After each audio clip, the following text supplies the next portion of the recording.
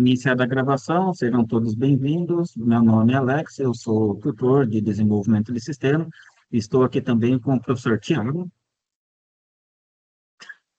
da turma ESJ, e eu sou da turma ESN. Esse daqui é o nosso último encontro síncrono, né, da turma de segundo módulo, né, das respectivas turmas.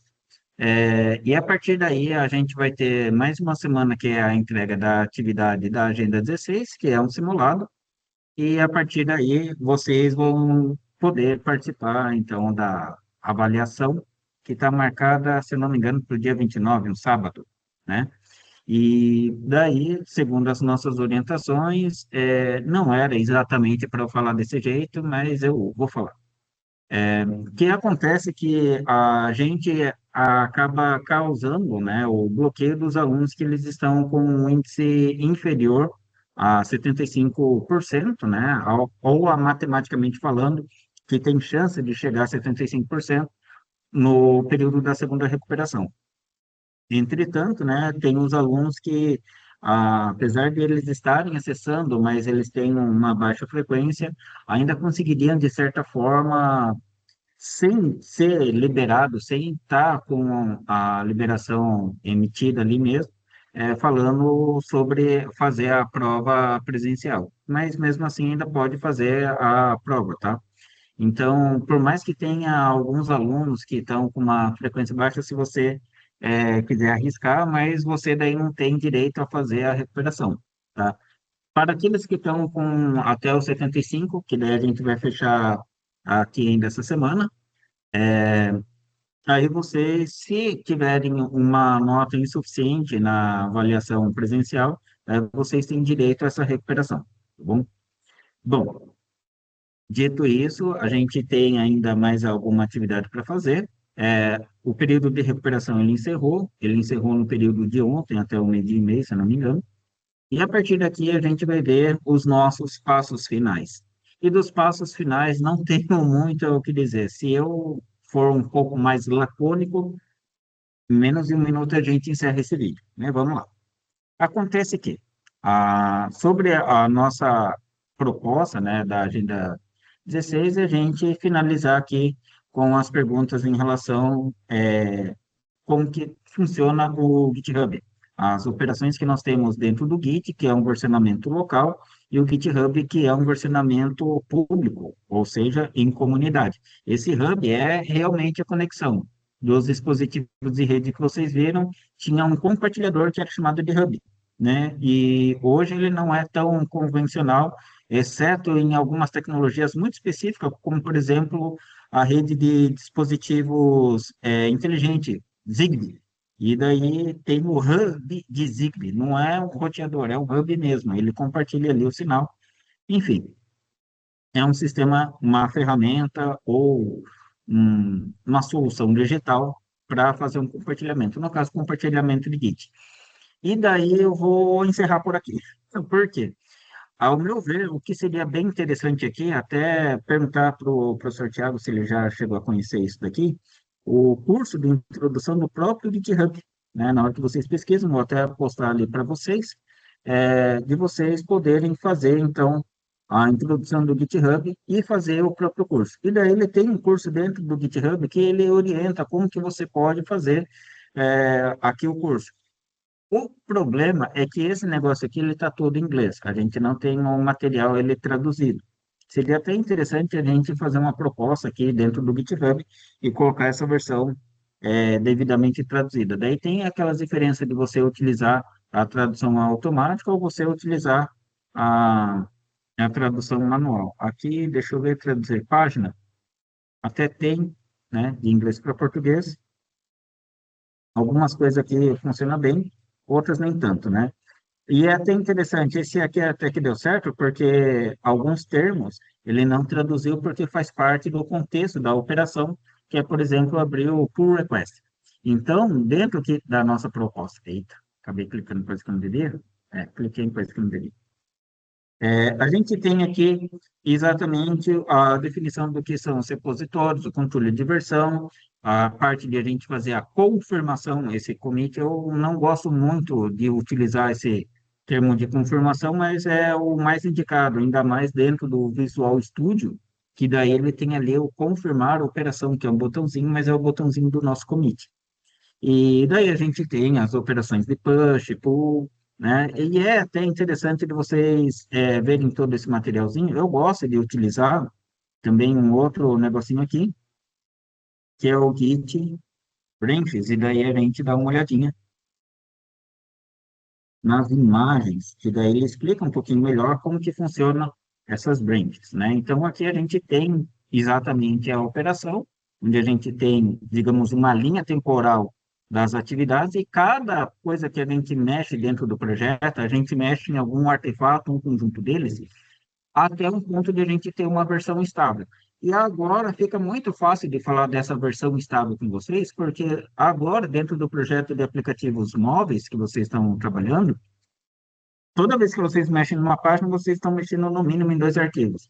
O arquivo XML, que é o arquivo de interface, e o arquivo CS, que é o arquivo de lógica. Então, vocês acabam mexendo neles, e eles estão diretamente vinculados, porque eles tratam o mesmo tipo de artefato de orientação objeto, a mesma classe. Então, na hora que vocês finalizam tanto a codificação de interface como a codificação de back-end do aplicativo, vocês têm versões estáveis. Cada versão estável é uma bolinha dessa, seria como se fosse um save que a gente tem dentro do nosso projeto. Um momento que a gente salvou aquela versão. E daí a gente tem dentro do projeto a trilha principal ou a trilha mestra, varia de cada uma das plataformas. Até tem um pequeno problema dentro do Visual Studio, na hora de estar trabalhando com esse carinho, porque ele chama de nome diferente. Geralmente não é considerado como mestre, e sim considerado como main, né, como principal. E daí, na hora de a gente estar mexendo com Git e GitHub, às vezes acaba dando um pouquinho dessa complicação, tá? E daí a gente pode ter um momento onde a gente faz uma divisão dessas tarefas, e dentro dessa divisão a gente pode propagar ali, fazer uma cópia daquilo ali. Deixa eu ver, que daí a gente tem a parte de fazer uma clonagem. Deixa eu ver, não está falando aqui, mas a gente também tem uma outra opção que seria fazer um garfo daquilo ali, né? Então, esse fork que a gente tem é exatamente trabalhar com uma outra branch, tá? Então, deixa eu só colocar aqui o fork, tá? Então, a gente tem, até é interessante de colocar esse fork versus clone, tá? Que daí a gente tem a diferença do que acontece dentro do projeto. Aqui, tá? Então, a gente tem as operações diferentes de quando a gente trabalha com o fork e quando a gente trabalha com o clone. Esse aqui não está explicando direito, esse aqui tá. O clone é exatamente a gente replicar a mesma base, tá? O fork a gente consegue trabalhar com uma, não seria exatamente uma réplica, mas uma outra extensão, uma continuação ali dentro do projeto. E daí, só para mostrar o que que a gente consegue fazer, aqui de uma maneira relativamente interessante, para mim pareceu interessante. Puxa, aqui não está aparecendo o projeto, vou ter que pegar da outra aula, o link lá do professor Tiago, que caiu do sistema. Tá vendo? Não é só com vocês que acontece isso. A gente, professor, também acontece a mesma coisa, tá? Então, deixa eu pegar aqui a nossa aula da Agenda 15, a agenda que já passou, e daí ali no materialzinho, a gente tem o link ali do GitHub, beleza? Bom, e aqui a gente tem a opção, inclusive, de fazer esse tal desse fork, tá? Beleza? Opa, deixa eu ver. Tá tudo certo aqui. Hum, certo, daí a gente faz essa cópia desse fork. E tem como até ver quem que já fez fork dentro do projeto dele, né? Então, a gente tem outros usuários que eles já interagiram aqui, né? Fazendo, então, esse outro processo. Beleza? Deixa eu ver. Agora já não lembro direito onde que fica esse fork para a gente poder clicar e fazer o fork dele diretamente. Você quer fazer o fork ou ver os Isso. forcados? Volta lá Não, o na Veus tela for inicial. Cause eu já vi. Aí mesmo, em fork, ó, tem a setinha para baixo. Create new fork. Olha, eu cheguei, eu bati na trave. Obrigado, Thiago. Lógico que eu já fiz esse fork. Eu acho que é esse o problema, que eu já tenho aqui, e eu não tinha lido a mensagem. Ele está falando que eu já tenho um fork dele. Na hora que daí eu clico, então aparece, e é esse o problema, que daí, inclusive, mostra que é feito pelo professor Thiago, tá? E esse carinha aqui, o ideal seria estar editando para a gente poder colocar a nossa autoria. Não, não é exatamente isso, daí eu vou colocar editado por Alex Sampaio. Não vou ficar fazendo muita coisa aqui, deixa eu ver. Certo. E daí a gente tem essa parte aqui do commit, tá? E o commit a gente precisa colocar uma mensagem para a gente deixar um pouco mais fácil aqui de entender o que que a gente acabou de fazer, tá? Ele até utilizou aqui um Copilot, né, falando que está sendo colocado o crédito, né, do editor dentro do Readme. Curioso isso daqui, eu não tinha visto que ele já estava ativando o Copilot aqui na mensagem do commit. Você já tinha visto isso, Thiago? A IA invadiu todos os aspectos da codificação já. Na verdade, atrapalha às vezes, né? A Mas propósito, sim, tá? A propósito, a gente teve um momento de cancelamento do GitHub. Seria até interessante de a gente abordar um pouco sobre esse assunto, que teve um certo ponto dentro digamos, do mercado de desenvolvimento, que a plataforma que estava mais sendo utilizada para versionamento de código, mais popular, o GitHub, e ganhou muito espaço, até hoje é usado, começou a oferecer o GitHub Copilot. E ele utilizava toda a base de todos os repositórios que já estavam ali publicados para sugerir melhorias e tudo mais, e começou até mesmo convencer diversos usuários a usarem sim o GitHub Copilot. Até o momento que ele começou já a viciar muitos usuários e começou a cobrar. E daí, justamente, os desenvolvedores começaram a migrar, justamente porque o que eles tinham feito de colaboração para a inteligência artificial do GitHub, eles não podiam estar utilizando como benefício, eles tinham que ser usuário premium, pagando o serviço, sendo que eles estavam colaborando. E tudo aquilo que eles colocam de material também serve de base para melhoria do GitHub Copilot. E teve esse momento, não lembro que ano que foi mais ou menos na época da pandemia, né? Você lembra disso? lembro. Lembro e tenho opiniões controversas a respeito disso, né? Porque é assim, você vai lá, cria conta no GitHub, né? E aí eu desafio alguém aqui das nossas turmas, quem que lê termos de uso? Né? Você concordou, né? Você deu lá teu aval para a Microsoft ver, né? O teu código, fazer cópia dele, treinar o que ela quisesse com isso, né? Então, você autorizou isso, né? Você meio que não foi enganado, né? E aí o pessoal depois reclama. Eu entendo a legitimidade, só que é aquela coisa, né? Que é o brabo mesmo, né? Se eu fosse dono de uma software house, eu acho que eu teria ali o meu GitLab, né, local ali para fazer o controle de versão. Teria uma nuvem como backup, né? Mas eu não, sei lá, não ficaria 100% focado, né, nessa parte aí de usar, né, na nuvem. GitHub é muito bom, né? Muitos projetos open source lá, mas Big Tech não dá ponto sem nó, né? Eles nunca te dão coisas de graça, né? É aquela famosa frase, né? Se você não paga pelo produto, você é o produto. Produto. É isso aí. Então, William, isso daí tem sido muito recorrente, né, em diversos tipos de serviço online, né? Enfim, praticamente é quase que um vício de uma droga mesmo, né? Enquanto não está viciado, fica oferecendo de graça. Começou a ficar viciado, aí começa a cobrar e vira o vício de fato, né? Enfim. Bom, enfim, então, voltando aqui ao ponto, tem a opção de a gente fazer o fork, E o fork daí a gente consegue ir lá e mandar abrir no nosso Visual Studio, né? Aqui ele está falando do Visual Studio, o Visual Studio Code, e o Visual Studio mesmo, daí a gente faz um clone dele, tá? Que daí são coisas diferentes. O clone é justamente porque agora, como eu fiz um fork meu, aí eu consigo vir aqui e usar dentro do meu usuário. Note que na hora que a gente faz o fork, deixa eu até refazer todo esse negócio aqui, tá? Vou vir aqui e excluir o projeto, tá? Deixa eu ver. Ele está o repositório. Alex, deu uma Ctrl C. dúvida aqui agora, né? Você deu fork e editou o readme.md.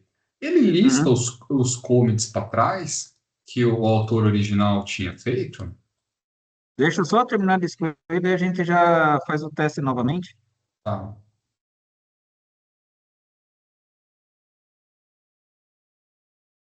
Caramba, ok.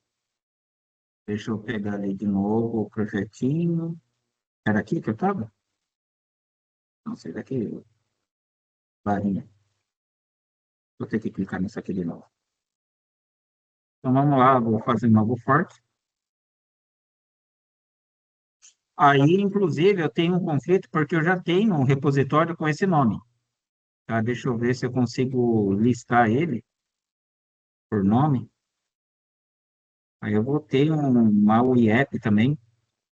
Maui App login que é de outra turma. Maui App número login. Eu até tenho esse daqui, né? E daí ele está dando conflito. Eu não quero renomear esse cara, não quero excluir. Eu quero fazer um fork com um novo nome. A turma de ESN, tá? E daí eu até tenho aqui uma descrição e tudo mais. E ele está copiando dentro ali do repositório do professor Tiago. Deixa eu clicar aqui de novo. Da branch que ele tem, né? Ele só tem uma branch chamada master, e o que não é convencional dentro do Git e o GitHub. O convencional é o main, e daí ele está falando que ele vai pegar apenas esse master aqui, tá?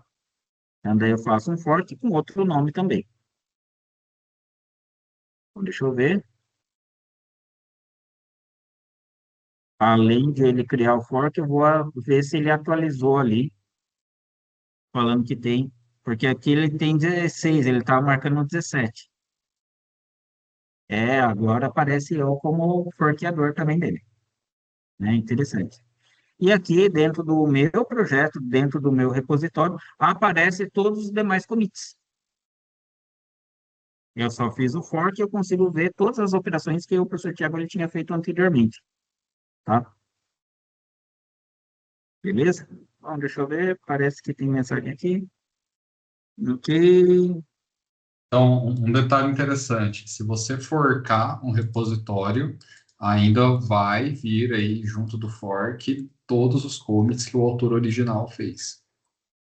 Uhum, É perigoso, hein? Já pensou? com certeza. Perigoso que eu falo, né? Para alguém aí eventualmente mais desavisado, né? Só dá o fork, modifica uma coisinha e manda para nós como trabalho, você ainda vai ter todo o histórico ali, né? Deixa eu aproveitar e colocar aqui só uma mensagem, né? Só no finalzinho. Atualizado em 2025, por exemplo, né? E fazer um commit. Ah, ele apareceu a mensagem ali do Copilot mesmo. Ok, legal, tá? E daí, aqui eu estou fazendo commit diretamente para o branch, tá? Mas o ideal seria que, na verdade, eu fizesse mais uma nova branch, né? E fazer esse commit para daí iniciar o processo do pull request. Aí, nesse pull request, o professor Tiago, ele consegue visualizar ali que alguém está fazendo uma solicitação para ele. Vamos até ver ele como que ele está falando dentro do material, da agenda 16, nosso conceito do nosso pull request. Aqui, ó, solicitação de pull, né? Nosso pull request. Que também permite com que o pull é o nosso processo de a gente fazer o upload lá no servidor do GitHub.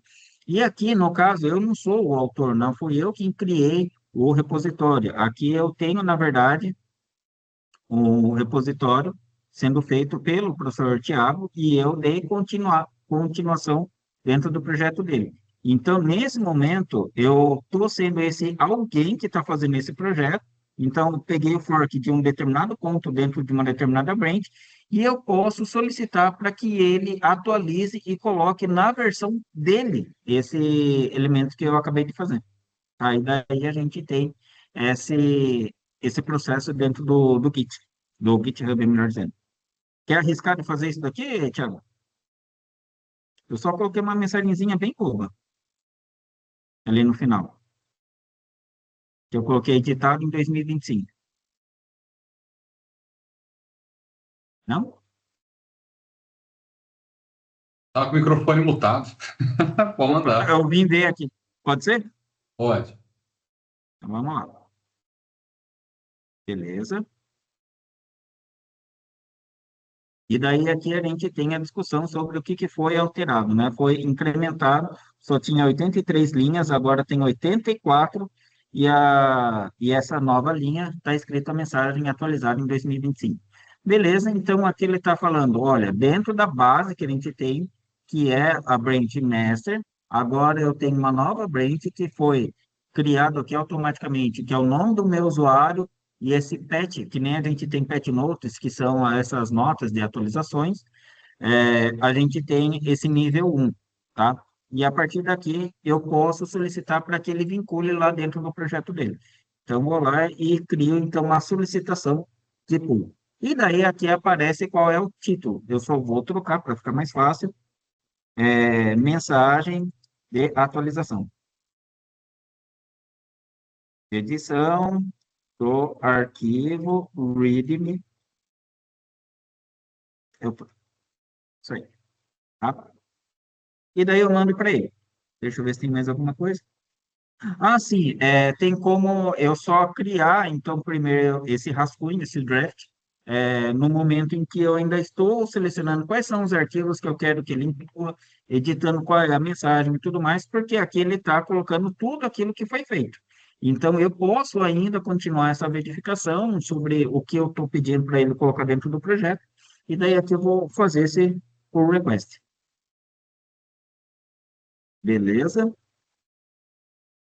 Então, ele até verifica se está tendo algum conflito. No caso, assim, a gente poderia ter outros forks, né, outras branches, que elas acabam tendo conflito. Como assim conflito? Que eu estou criando uma linha 84 dentro do arquivo readme, mas pode ser que tenha outra branch que esteja ali vinculada a essa branch inicial, e pode ser que ela entre em algum conflito. Ele até verifica que não tem mais nenhum outro que está editando a linha 84 também. Então, atualmente não tem nenhum conflito, eu posso mandar então esse pull request. Beleza? Então, aí eu vou pedir para que se faça esse merge desse pull request.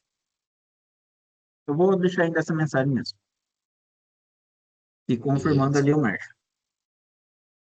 Beleza? Então, Beleza. aí dentro da sequência, aparece essa mensagem, aí depois uma solicitação para que se faça é, um merge dele. Então, o primeiro basicamente eu pedindo para que se crie uma nova branch, que é essa branch do Professor Alex 2021. Aí depois eu estou pedindo para que essa nova branch ela seja salva dentro da branch master, que é a principal ali do professor Tiago. Tá? Deixa eu ver. Certo. Então, aqui ainda está aparecendo os 8 commit. Não vai aparecer ali dentro dele a branch master, mas na hora que ele atualizar, então vai aparecer ali. Beleza? Bom, enquanto isso, né, tem o próprio curso, né, que nem eu tinha falado para vocês, seria interessante, tá? Então, se vocês quiserem, até passo esse link aqui para vocês. E também tem dentro do próprio site do GitHub o subdomínio Skills, e lá tem como você fazer esse cursinho aqui dentro do próprio GitHub. É a mesma coisa, é a mesma página, tá? Não muda em nada, certo? Então, se você for acessar lá skills.github.com, tem ali diversos outros cursinhos que dá para vocês fazerem, como que vocês conseguem lidar com um conflito de merge e assim por diante. Beleza? Bom, a segunda parte dentro aqui do nosso, da nossa agenda 16 é trabalhar com o emulador, tá? A gente já tinha trabalhado um pouco com o emulador, se não me engano, na agenda 9 ou na agenda 10, onde a gente já tinha abordado sobre o que é o AVD, como que a gente faz para instalar um AVD, e seria interessante de vocês fazerem a criação da máquina virtual. E daí a gente acaba entrando num pequeno impasse. Tem alguns alunos que não têm uma máquina tão poderosa, com 16, 32 GB de RAM, tem gente que está com um computador relativamente modesto, e daí acaba ficando um pouco mais difícil de estar trabalhando com o emulador. Entretanto, daí a gente tem uma segunda opção de estar trabalhando não só com o emulador, aqui até fala, né, de o que que a gente pode fazer para estar fazendo, habilitar a virtualização e garantir um desempenho um pouco melhor, tá? E daí tem aqui uma indicação de utilizar o HXM. Se você for utilizar diretamente pelo Visual Studio, ele não vai solicitar diretamente ele para você usar o HXM. Mas dependendo da versão do Visual Studio que você está utilizando na máquina, lembrando que a gente teve uma atualização agora esse mês, é, dependendo da versão, talvez ele venha a ficar exigindo com que você faça a instalação do HXM. E daí, como ele foi descontinuado, você tem que fazer a instalação dele manualmente através do link, tá? Então, aqui, ainda aproveitando o material do próprio professor Tiago, ele tem a indicação de aonde que a gente vai fazer a instalação do HXM. Então, tem que ir lá dentro do GitHub, também da Intel, do HXM, ele tem a mensagem que ele fala dentro ali do projeto, só que aqui a gente não está dentro do projeto, a gente está dentro da pasta de releases. Aqui dentro do projeto ele fala, ó, foi descontinuado. Mas a gente tem uma partezinha aqui falando sobre os nossos releases, que são os lançamentos exatamente do executável. E daí você baixa ele, né, para você poder usar, então, o HXM na máquina, tá bom? Beleza?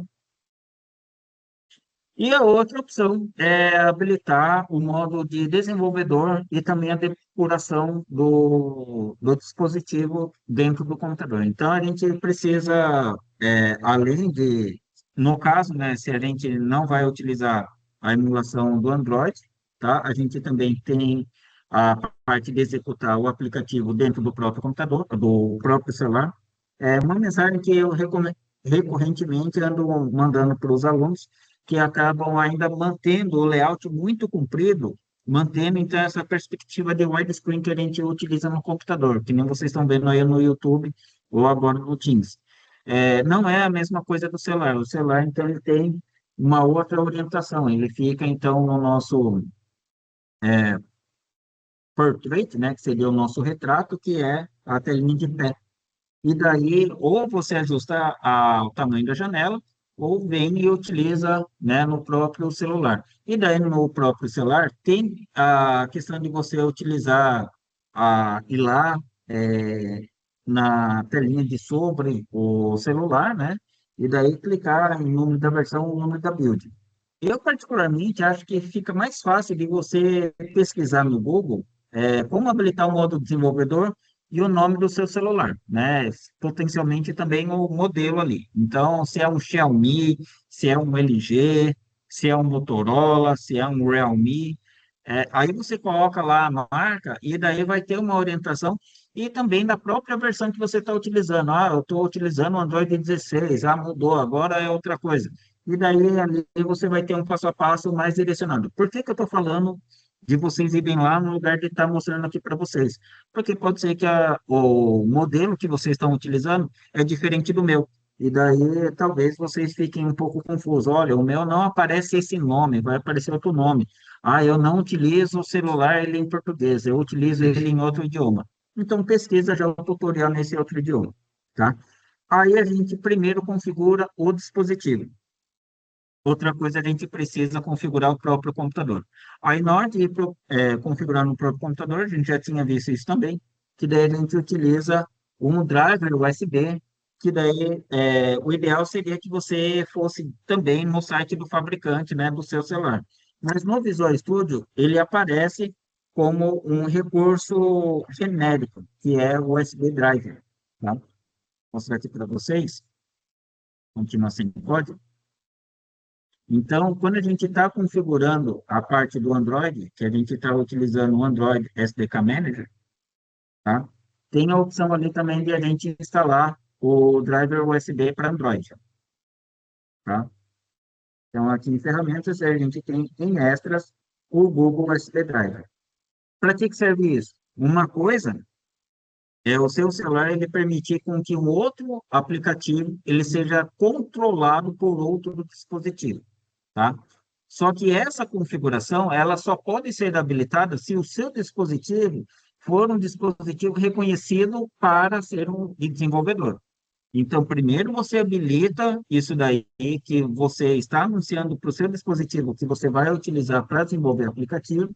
Aí, nas opções do desenvolvedor, você permite uma depuração remota. Essa depuração remota, a gente tem duas opções, ou por Wi-Fi ou por cabo, tá? No caso do cabo, daí a gente vai precisar desse USB Driver, e no caso do Wi-Fi, a gente vai precisar do Google Web Driver. Aí tem como você fazer também essa questão dessa decoração por Wi-Fi, né? E o que significa decoração? A gente manter o Visual Studio monitorando o comportamento desse aplicativo no dispositivo físico. Então, a gente vai ter um outro dispositivo e um outro aplicativo com autoridade de conseguir manipular um determinado aplicativo dentro do celular. Isso é muito perigoso. Por isso que ele fica perguntando várias vezes se você confia no dispositivo, se você confia no aplicativo, para daí você poder utilizar isso daí. Beleza? E daí a gente basicamente encerra aqui nosso conteúdo, mas eu acho que seria interessante de a gente abordar mais algumas outras coisinhas.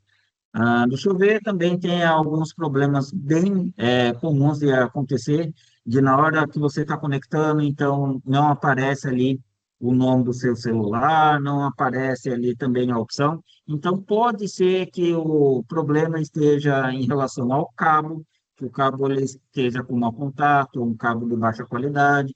Pode ser que você não terminou de fazer a instalação do driver USB, né? E assim por diante. Tá? Então, tem alguns cuidados que vocês devem ter.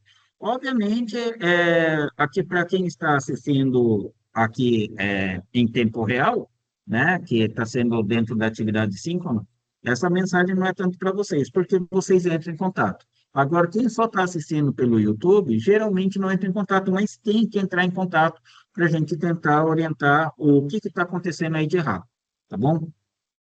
E daí tem mais um outro vídeo também lá no canal do professor Tiago, né? Só para finalizar essas últimas orientações, beleza? Pessoal, aproveitando, a gente ainda tem a questão ali do simulado, tá? E eu vou seguir a orientação do professor Tiago de pedir para vocês irem lá executar, né, praticar esse simulado e, com dúvidas, vocês venham, então, conversar com a gente, para daí a gente esclarecer a justificativa, né, entender o porquê que a resposta certa era a que está marcada também no gabarito, já que vocês também têm acesso ao gabarito. Beleza? Deixa eu ver. Ah, sim, faltou esse link aqui do skills.github. Isso que eu vou até colocar já ali no nosso fórum. Seria até interessante ter passado isso para os professores também. Deixa eu colocar aqui. Link do curso de GitHub no GitHub.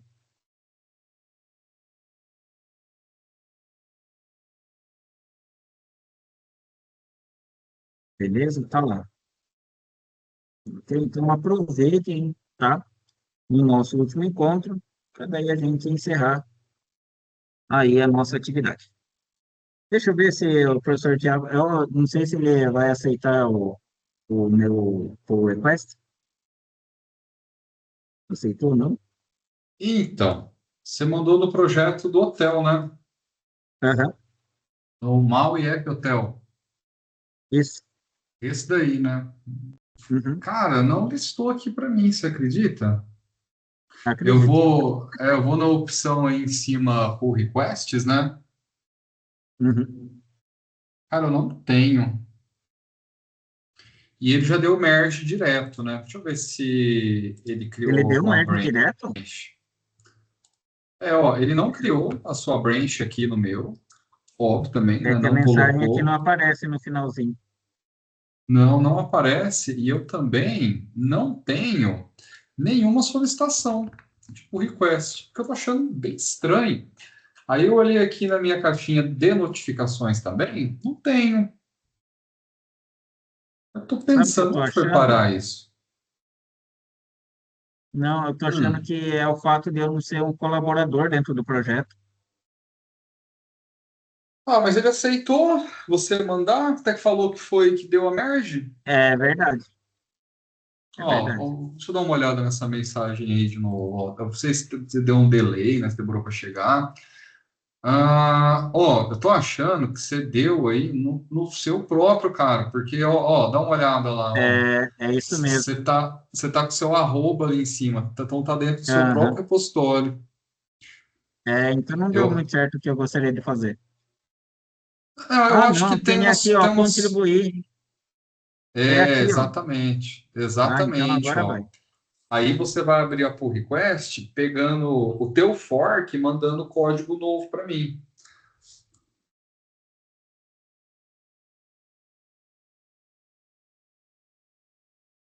É isso aí. Ó, agora chegou, na hora. Deixa Ah, eu, deixa eu colocar para a galera aqui, ó. Então, um printex da minha tela aqui, ó. quer compartilhar a tela? Ah, não precisa. Aqui, ó. Tô com um monte de nota de aluno aqui aberto. Não quero mostrar as notas que eu tava passando aqui. Ó, vou mandar pro pessoal aqui, ó. O link que eu circulei em vermelho, eu sou o dono do repositório. Aí eu cliquei, né? Aí, vocês estão vendo que tem uma open aí, né? Então, ó, pull request para projeto. Aí eu vou clicar nela para ver mais detalhes, né? E aqui, eu vou tirar um print maior da tela, né? Que aí eu tenho a solicitação do pull request. Lembrando, né? Qualquer pessoa pode fazer um pull request para qualquer repositório no GitHub, né? Você achou um código lá, você faz o teu fork, você edita lá do jeito que você quiser, do jeito que você achar certo, como o professor Alex fez, e aí você manda a solicitação, né? Você pode até fazer isso num repositório meu, né? E aí aparece para o dono do repositório uma tela igual essa que eu estou mandando para vocês aí. Aí eu posso analisar, né? Tem uma abinha do lado de cima ali, ó, commits. Vou mandar os detalhes dessa aba aqui para vocês verem, ó. E eu vou deixar circulado, né, a aba commits e também tem a opçãozinha do lado aqui que você pode navegar no código, que é um abre e fecha tag de HTML, sabe? Estou deixando aí no print, que aí eu consigo olhar as alterações que ele fez ali no código-fonte. Também tem a abinha aí do lado, que é File Change, que aí eu posso ver também os arquivos que ele modificou. Então, o jeito que era e o jeito que ficou, né? Ó, vou pegar aqui, ó, File Change. E aqui tem a alteração dele, que eu vou deixar aqui em vermelho também, para vocês acompanhar como que fica. Aí que massa. Aí agora, o que que eu vou fazer? Eu vou dar o merge no pull request, que significa que eu vou pegar as alterações que o professor Alex mandou e vou adicionar, né? Então ele pede para eu fazer aqui uma espécie de revisão, né? Uma mensagem aqui. Eu vou circular aqui para vocês verem. Então, assim, sempre que alguém faz uma modificação no código de vocês, de um repositório público, não é que a pessoa fez e agora fica lá automático, né? O dono do repositório ele faz o review desse código, né? Para ver se, ó, é isso mesmo, coisa e tal. Aí agora eu acabei de fazer o merge. Então, se você for lá na telinha inicial do meu repositório mesmo, vai estar aparecendo lá o atualizado em 25. Pode ir lá. Isso, e Massa, daí né? aparece, ele tinha 8 commits, né? Então, teve mais dois commits que foram aqueles que eu tinha mandado, então foi para 10 commits. E como ele fez mais um commit que ele aceitou aquele merge, então ele teve mais esse outro commit. É interessante de a gente fazer essa análise, porque são três commits que aconteceram hoje no dia 18. Então, um foi editar o arquivo, o outro foi ter utilizado a branch, né, de outro nome, e outro fazer a solicitação de pull. E daí todos eles foram juntos, tá? Então, esses dois foram mexendo, então, dentro do meu repositório, e esse daqui mexendo dentro do repositório do professor Tiago. Como foi salvo, então ele vai ficar com esse aspecto, né? Onde teve duas alterações e mais uma outra alteração aqui dentro da branch principal. No caso, a branch mestre. Só para finalizar aqui e ver como que ficou a mensagem, tá? E daí ele está confirmando e está falando, até pode dar uma olhada na mensagem que eu tinha mandado ali para ele, né? Uma descrição sobre o que está acontecendo, tá? Beleza? Obrigado, viu, Thiago? Que daí essa collab ficou bem interessante. Ficou muito da hora.